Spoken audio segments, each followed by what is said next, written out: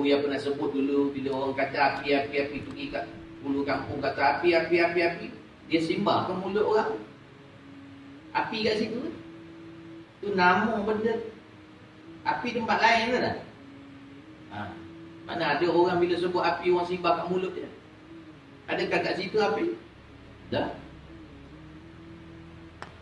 Itu dalam perbahasan kita. Bila kita baca Bismillahirrahmanirrahim, banyak benda kita kena latih diri kita daripada hati, kepercayaan.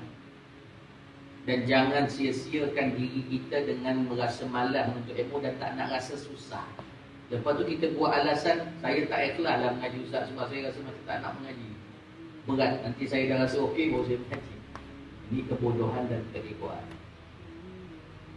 Jadi dia cerita, dunia ni memang penat. Dunia ni untuk kita penat. Allah saja uji kita. Dan kalau Allah ringankan, alhamdulillah. Tapi hakikat dia untuk kita berpenat-penat. Antum sendiri boleh terima kan? Antum nak membesarkan anak apa sebagainya, boleh tak? Betul? Berpenat-penat tak? Penat.